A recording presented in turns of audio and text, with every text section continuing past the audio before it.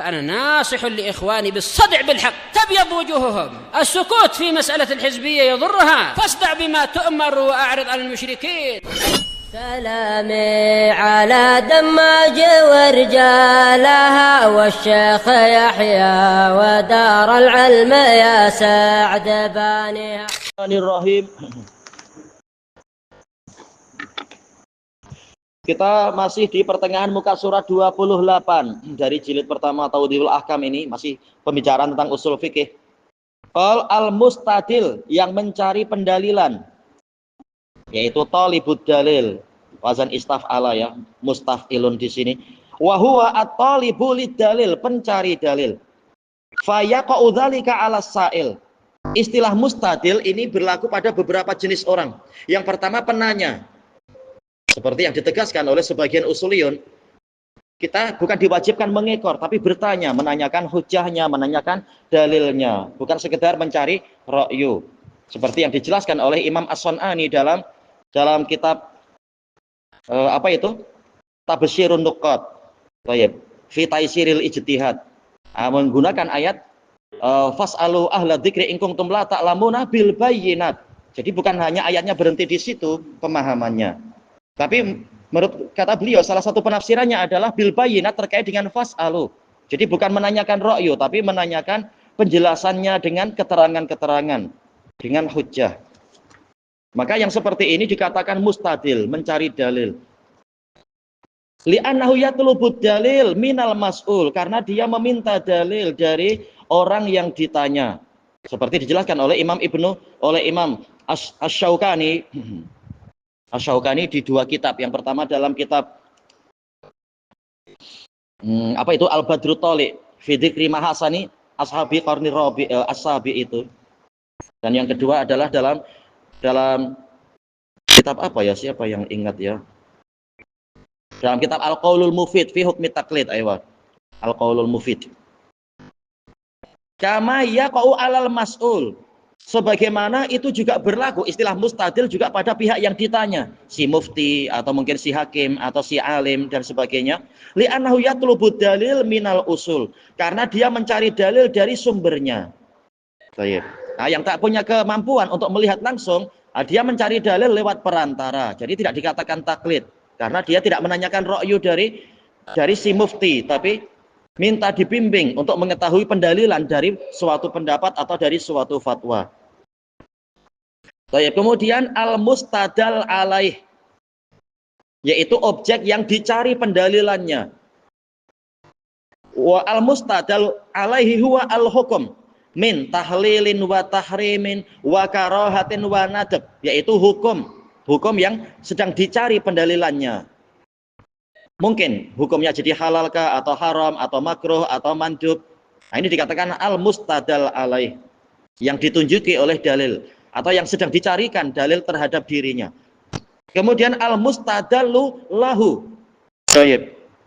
Al-mustadallu lahu ini berlaku pada mungkin si penanya karena dicarikan dalil untuk dia, atau kepada hukum itu sendiri. Yaqa'u 'alal hukum. Pertama, al-mustadallu lahu, yang dicarikan dalil untuknya, boleh jadi ini maksudnya ya hukum itu. Kenapa? Li'anna dalil yutlabulah, karena dalil dicari untuk dia, untuk hukum ini. Untuk makna yang pertama, istilah mustadallu lahu sama dengan al-mustadallu alaih, sama. Baik. Kemudian makna kedua, yaqa'u 'alas sa'il, si penanya, karena si mufti mencarikan dalil untuk dia. Li'anna dalil yutlabulah, dalil dicari demi dia, demi si penanya itu. Kemudian yang berikutnya al-istidlal, menunjukkan kembali pada fi'il ya, masdar yang kembali pada fi'il, yaitu proses mencari pendalilan. Wa huwa talabud dalil, pencarian dalil. Wa qad yakunu dzalika minas sa'il lil mas'ul. Proses ini berlaku pada siapa? Pertama, berlaku kepada si penanya, dia mencari dalil dari pihak yang ditanya. Tolong hukumnya apa? Oh, hukumnya gini. Kenapa hukumnya begini? Oh, karena begini. Jadi ini perbuatan siapa? Istidlal itu perbuatan si penanya. Dia mencari dalil. Waqad yakunu minal mas'ul. Boleh jadi istidlal ini juga perbuatan si orang yang ditanya, si muftinya misalkan. Fil usul, karena dia proses mencari dalil di sumber-sumbernya itu, di daftar pustakanya. Baik. Kemudian usulul fiqih. Setelah disebutkan ilmu usulul fiqih, ilmu dengan berbagai kedalamannya, berbagai percabangnya, dibahas sekarang usul fikihnya. Usulul fiqih lahu maknayan. Usul fikih memiliki dua makna, yaitu dilihat dari dua tinjauan. Ahaduhuma annahu murakkabun idhofi, yaitu dia adalah susunan dua lafaz dengan pola tarkib idhofi, yaitu ada mudhof, ada mudhof ilaih. Baik, mukawwanun min kalimatain, tersusun, terbentuk dari dua kata, usulin wa fiqhin. Ini sudut pandang dari sisi apa? Dilihat perkatanya. Kemudian sanihimat, sudut pandang kedua, tinjauan kedua, annahu alamun. Istilah usul fikih adalah sudah menjadi suatu nama, menjadi julukan, menjadi tajuk, walaqabun, julukan lihadal fan, cabang ilmu ini. Nah, sekarang kita lihat dari sisi pertama perkatanya, awalan at-ta'riful idhofi, definisi usul fikih dari sisi idhofahnya. Berarti harus lihat makna mudhof dan makna mudhof ilaih dia di situ. Al-usul, betul ya. Al-usul jam'u asal, jamak dari asal, yaitu apa? Dasar atau prinsip. Wa huwa ma yubna alaihi ghairuh, sesuatu yang mana benda yang lain dibina di atasnya. Berarti ini adalah dasar, seperti apa? Aslul jidar, dasar dari dinding misalkan. Ini seperti yang disebutkan, dinukilkan dari jumhur. Yang menukilkan adalah Ibnu Najjar Al-Futuhi Al-Hambali di dalam kitab Al-Kaukabul Munir. Ka asli syajarah, seperti dasar dari pohon. Berarti apa? Akar dari pohon, dikatakan asal. Allati yatafarra'u anha aghsanuha. Nah, ini adalah definisi kedua disebutkan oleh sejumlah usuliyun.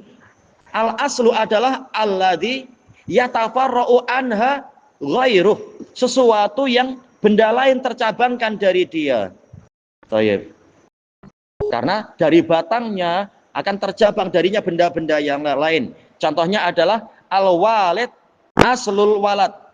Orang tua adalah apa? Asal dari anak, karena tercabang dari dia anak. Makanya di dalam warisan ayah dipanggil apa? Ayah dan ibu dipanggil asal.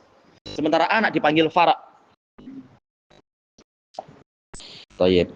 Itu definisi asal, usul. Kemudian yang kedua al-fiqih. Lughatan al-fahm. Baik.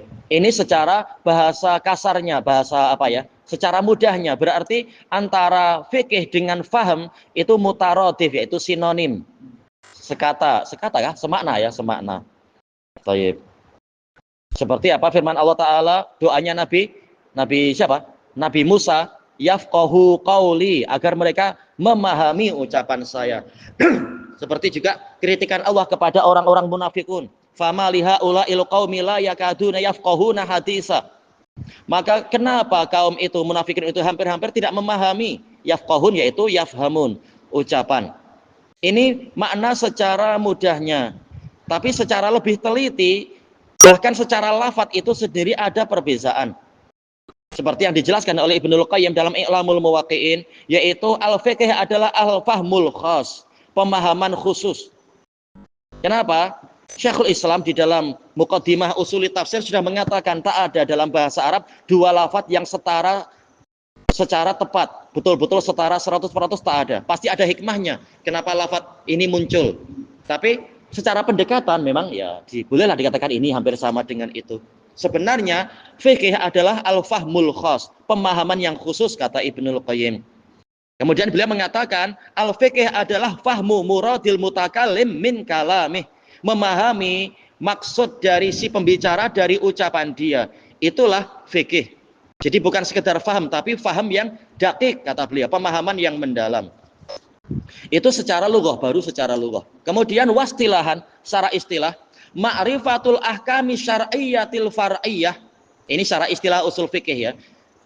Yaitu mengetahui hukum-hukum syariat yang bersifat far'iyah, percabangan, yaitu bukan bersifat akidah dan keimanan, bukan, tapi far'iyah, yaitu Ma'ruf, fikih-fikih itu amaliyah, itu yang lebih mudahnya seperti yang disebutkan oleh Imam Ibnu Utsaimin di dalam dalam apa itu usul min ilmil usul, yaitu al-ahkam asy-syar'iyyah al apa istilah yang beliau katakan itu tadi ingat tahu-tahu terlupakan, ma'rifatul ahkami syar'iyyah al-far'iyah. Beliau katakan maksudnya far'iyah di sini adalah al-amaliyah, amaliyah.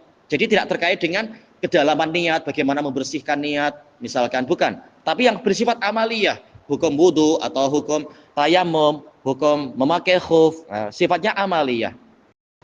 Allati tariquha al-ijtihad, yang mana metodenya adalah dengan ijtihad, kerja keras. Berarti keluar dari pembahasan ini adalah mengetahui bahwasanya hukum sholat adalah wajib, karena ini tak perlu ijtihad, dalil sudah sangat jelas. Sementara ijtihad adalah yaitu kerja keras untuk mengetahui suatu hukum yang belum diketahui secara nas, yaitu ijtihad, perlu kerja keras. Baik. Makanya pembahasan ini sebenarnya ada sudut pandang yang berlainan dengan fikih. Jelas mengetahui hukum sholat ini fikih, tapi dalam usul fikih yang dikatakan fikih itu sendiri adalah yang pendalilannya itu sifatnya ijtihadiyah. Jadi tidak masuk di dalamnya bahwasanya puasa Ramadan hukumnya wajib, tidak dibahas di situ karena tak perlu ijtihad. Tapi kalau dalam fikih sehari-hari jelas ini fikih, tahu puasa Ramadan wajib. Baik. Tapi tak masalah penelitian sampai sedalam ini, lafat-lafat macam ini. Kemudian sanian yang kedua, at-ta'riful laqabi.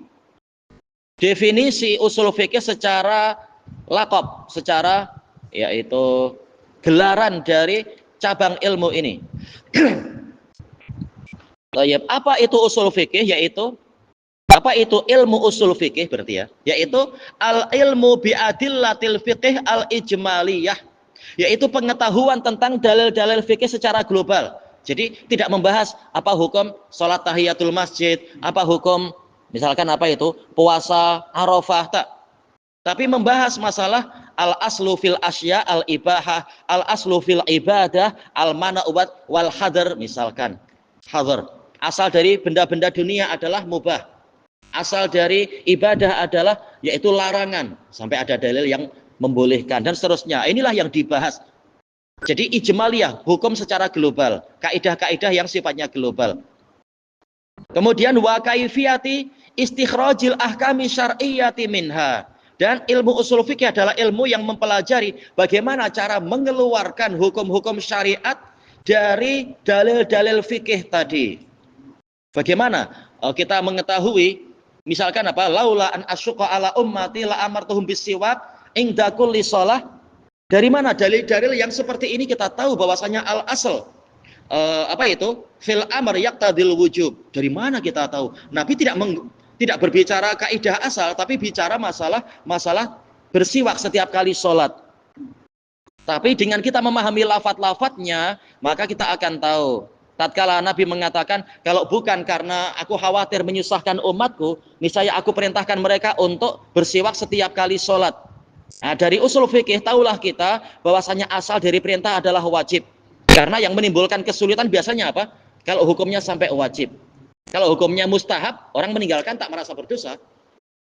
Tapi kenapa Nabi khawatir orang jadi merasa susah? Karena apa? Suatu perintah, kalau betul-betul perintah, kalau ditinggalkan akan menimbulkan dosa. Makanya orang ya sudah, walaupun susah tetap akan mengerjakannya. Tahulah kita asal perintah memang wajib. Dari dalil tadi, seperti yang dijelaskan oleh Imam Syafi'i. Jadi ilmu usul fikih melihat dalil bukan dari sisi itu tadi, yaitu bahwasanya hukum bersiwak adalah mustahab, bukan. Tapi bagaimana lafaz itu mengisyaratkan kepada makna asal dari suatu amr. Amr yaqtadil wujub, amr yaqtadil faur, menunjukkan harus segera dilakukan. Itulah yang dibahas, yaitu kaidah-kaidah yang sifatnya ijmaliyah, sifatnya global. Bukan penerapan langsung dari hukum yang disebutkan. Kemudian dikatakan di sini, kemudian Pembahasan yang ketiga, karena sering dalam kitab-kitab ushul fikih memang terbagi tiga. Pertama, yaitu mengetahui dalil fikih secara global. Yang kedua, bagaimana cara kita mengetahui hukum itu. Bagaimana cara mengambil faedah dari hukum itu menjadi suatu kaidah dan menjadi suatu prinsip. Nah, pembahasan yang ketiga adalah halil mustafid. Keadaan orang yang mengambil faedah dari dalil. Apa syaratnya? Baik. Tak semua orang boleh berdalilkan, lalu dikatakan saya punya dalil, jangan mengkritik saya. Lihat, Anda layak atau tidak. Kalau tidak, niscaya apa? Sufiyah akan mengatakan bahwasanya ar-raqas itu ibadah. Yaitu apa? Menari-nari. Saya punya dalil, nggak boleh dikritik. Dalilnya apa? Itu idza zulzilatil ardu zilzalaha. Memang dalilnya itu mereka yang di Indonesia. Tayyib, apakah? Oh, berarti memang Anda mujtahid. Enggak, Anda tak layak dikatakan mujtahid. Anda tak layak karena tak paham sisi pendalilan dari dalil-dalil tadi dan tidak tahu syarat-syarat berdalilkan dengan suatu dalil. Ayat itu tidak bicara masalah hukum syar'i, tapi bicara peristiwa hari kiamat. Kegoncangan karena ditiupnya trompet. Lain dengan keadaan Anda. Jauh sangat. Makanya tidak semua orang boleh berdalil, tapi lihat dia memenuhi syarat atau tidak. Tayyib ilahuna wallahu a'lam.